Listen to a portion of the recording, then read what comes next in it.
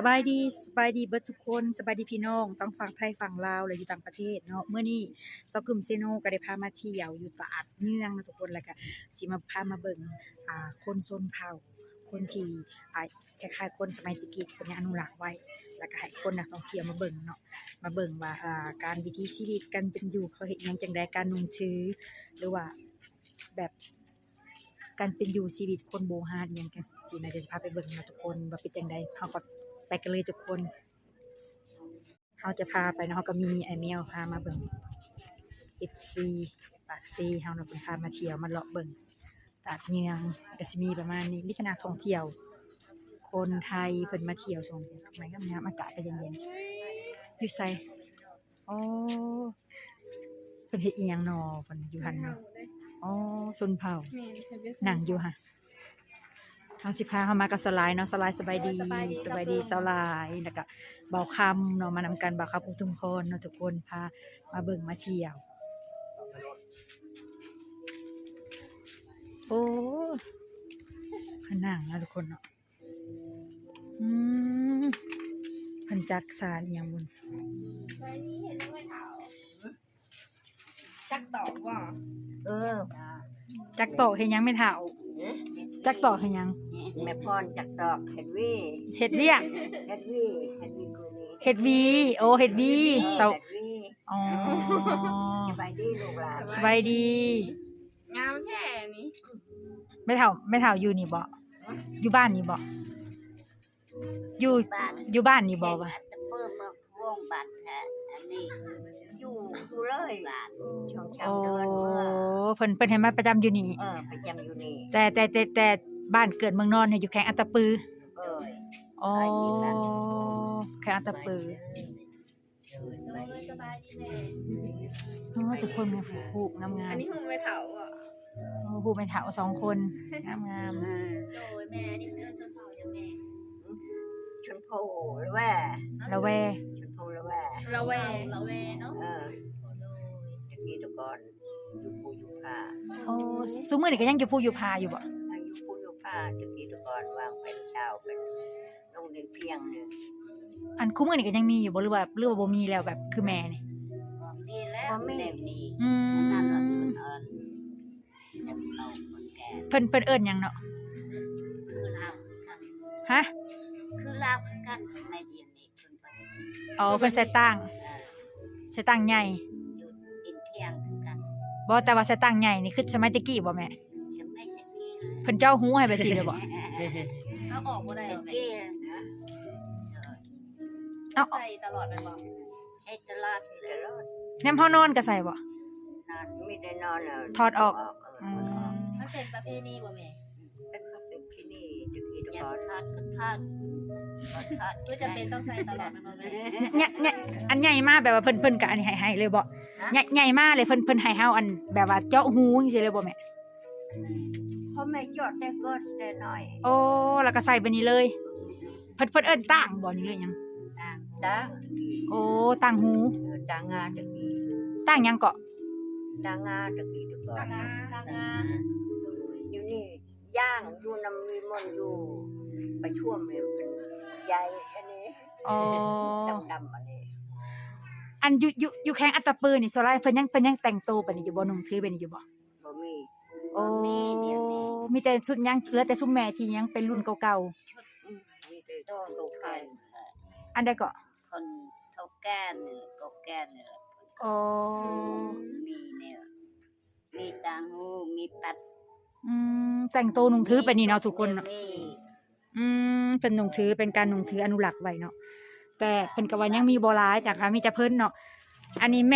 ม่ชื่อหยังเนาะเฮายังบ่ได้ถามชื่อแม่น่ะชื่อหยัง2คนน่ะค่อยบ่โดยค่อยโพแม่โพโดยอายุเท่าใดเลยแม่อายุ92ปีโดยอ๋อแขวบ่มีร้อนมาแขวบ่มีแขวร้อนบ่แล้วแม่ได้ทำแม่ชื่อแม่เฮ็ดโดยแม่เฮ็ด76โอ้เป็นเอ้ยน้องกันบ่อายุบ้านเดียวกันบ่แม่นเอ้ยน้องกันเมืองนำกันอ๋อนำกันบ้านกัน บายดี สบายดีอืม แม่อายุเท่าไหร่เนาะ 78มีแต่คนอายุยืนเนาะทุกคนสุขภาพคือสิแข็งแรงแม่นบ่ได้มีโรคภัยหยังบ่แม่ ก็มีเพิ่นนี่ อ๋อ คอยนี่มี แม่เป็นหยังน่ะ 5 คน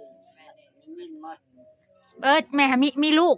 นี่ เพิ่นน่ะบ่มีลูก มันบ่มีลูกมีคนเดียวลูกยิงอะไรตายเลยบ่มีเลย อ๋อแล้วบัดนี้อัน ลูกแม่เป็นบ่ลูกเป็น ความหมายว่าคือสิบ่มีโรคเนาะบ่ได้เป็นพยาธิเจ็บปวดบ่ได้มีเนาะคือสิแข็งแรงเบิ่งเพิ่นน่ะเนาะทุกคนเนาะคนสมัยตะกี้เพิ่นสิแข็งแรงบ่ค่อยมีพยาธิเนาะอืม กันเจ็บอ้อยตาเด็กนะ อืม น้ำบ่บ่นะมันเป็นอีหยังเป็นใหม่บ่แม่เป็นยาง เป็นยางเนาะโอ้คนละต่างเป็นยางเนาะทุกคนบ่นะ ใส่น้อยบ่ได้เอาไปจะเป็นต้องใส่ใหญ่ วันได้แล้วตะกี้เนี่ยอยากได้นายช่างเนี่ยอยากได้เด็กคนนี้ โอ้อันนี้เป็นงานช่าง แม่นปดแล้วก็ให้หันร่มที่โปรกนะ เป็นอัน เป็นพลาสติก พลาสติกโอ้ ยางเนาะ ก็แบบ งานนี่มันหนักจนค ก้ วา อ ม น อันนี้ใหญ่อยู่ผู้บวนนี่มันฮอดบา โอ้ แต่ก่อนใช้งานสร้างเนาะ โอ้แม่น แต่ก่อนใช้งานสร้าง งานช่าง โอ้ตอนนี้เปลี่ยนมาเป็นพลาสติกเป็นยางเนาะ เพียงเลยค่ายค่ายหาป่วย งานสร้างมันคือสินักเนาะนักกว่าเนาะ ตัวเป็นหน้าเลยก็เห็นหน้าหน้ากับบอลต้น ตอนที่แม่มาอยู่ตรงนี้เรียกเลย แจ็คไปเล็กแล้วเนี่ย มาประจำอยู่นี่สำหรับเพิ่นให้เฮ็ดเวียกหยังไม่เพิ่นให้มาเฮ็ดเวียกบ่อยังเดิมมา ปัดปวดเลยเนี่ย อ๋อมาปัดกวดเนาะ หน้าไม่ ปวดอะไรปวดกันแคบ โอ้เพราะว่าเพิ่นก็อนุรักษ์ไว้เพิ่น เพิ่นว่าเพิ่นบ่ให้บ่มีใคร อ๋อโดย แบบป้ามันอยู่ให้ที่อยู่อาศัยเขาน้ำจำปา ใครทำแขก อืม เลือด ปัดปวด อืม เป็นเช มีมาอีกนี่นะ อืม เฮ็ดจาน เพิ่นสานวีเพิ่นว่าเฮ็ดวีเพิ่นว่า สร้าง น้ำกินน้ำใจก็ให้เล็ก สร้างขายบ่ นายยังอันหนึง อืม แม่มีลูกจักคนแม่ ที่ชองชายชอง มาทำการมาบ่แม่ มาไม่ได้ของแกนี่คนอนุรักษ์นั่นแหละ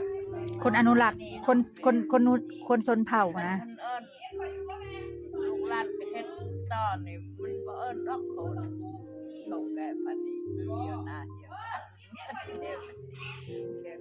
บ่มีเลย เดินจังซี่ มันเอิญ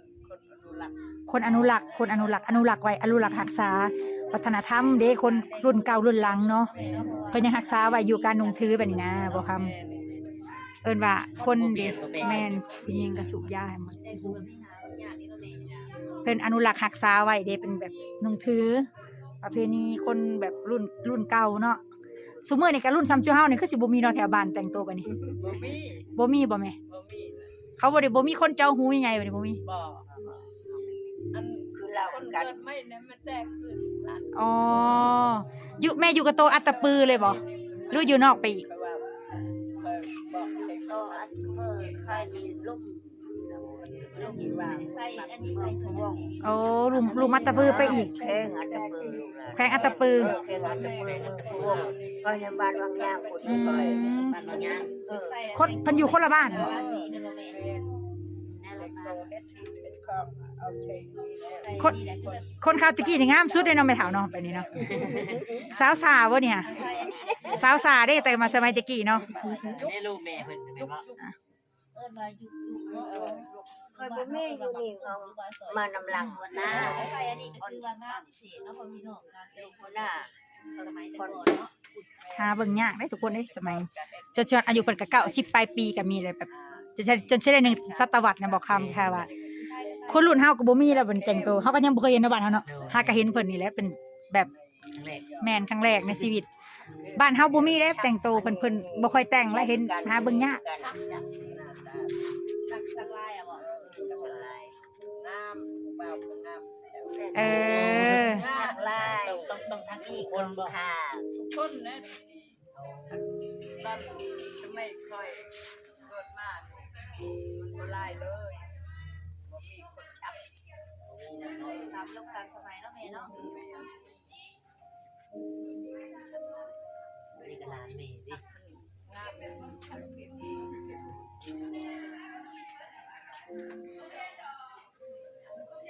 แม่เพิ่งไปใช้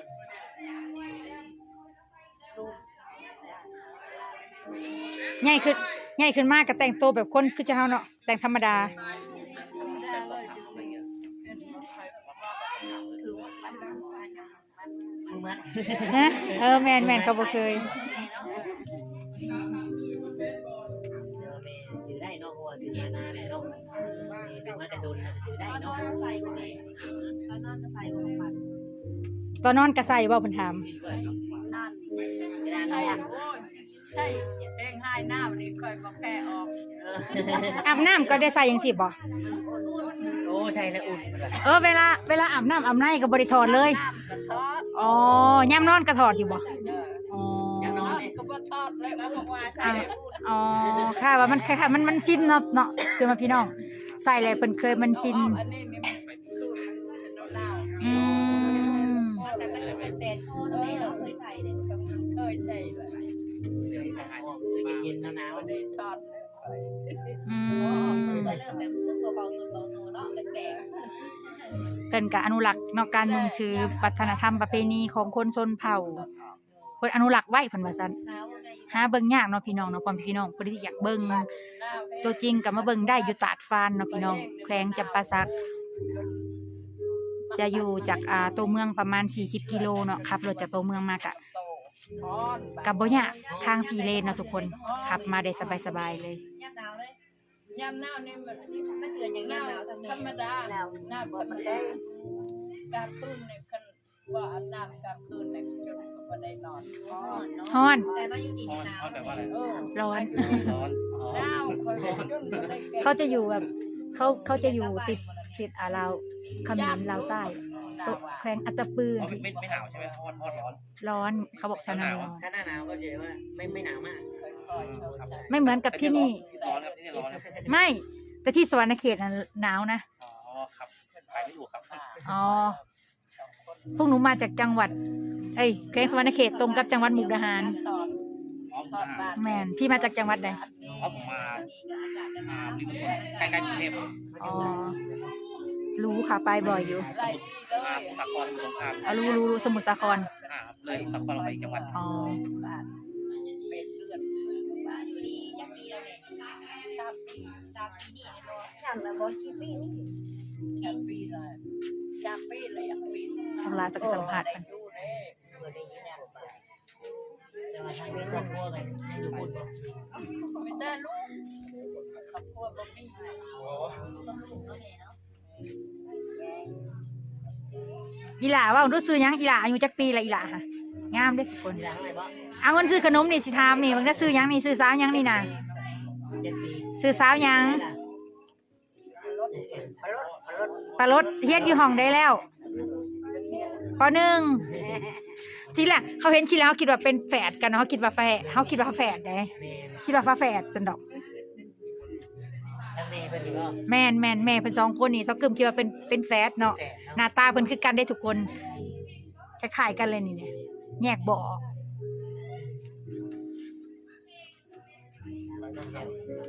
ชื่อยัง ลูกว่าชื่อลูกนี้ชื่อคำชื่อลูกคำ เพิ่นให้เงินเดือนแม่เดือนเท่าไหร่นี่ สักกึม แล้วแต่บ่แม่อ๋อบัดมือเพิ่นให้ ขอโทษเลยเคยมัน อ๋อโดย ถามลูกหลานไปนอนตอนนั้นตอนตา บ่เป็นหยังบ่เป็นหยัง ชื่ออะไร จะมีลูกซื้อมิ้น จะไม่แม่ ทักทายสบายดีเพิ่นเนาะถามความเป็นมาของการนุ่งถือเนาะแบบ อันนี้เพิ่นเอิ้นแม่ขอโทษนะอันเพิ่นเอิ้นเผ่าหยังมีชื่อบ่ส้นเผ่าหยังแบบคือแม่น แม่ เผ่าละแว เรา เผ่าบูรูฮู้แหละเผ่าบูรูแม่นเผ่าบูรูแม่นบูรู เมืองเราชาคอยเองว่าเมืองเรา ขอโทษด้วยคล้ายๆคนลาวเทิงแม่นบ่แม่ลาวเทิงบ่โอ้ อันนั้นชาลาบโพโลแว คน เผาละแวเผาบะแลเอ้ยเผาละแวเผาบูรูก็คือพี่น้องเราเทิงเนาะพี่น้องเราเทิงแม่นบ่อ๋อพี่น้องเราเทิงลาวเทิงบ่ลาวสูงที่ทางภาคเหนืออันนี้เป็นลาวเทิงเผาบูรูแม่นบูรูเพิ่นก็คนลาวเทิงเนาะ แล้วสูงกว่านี้อีก ลาวสูงกว่าทางภาคเหนือของลาวพุทธ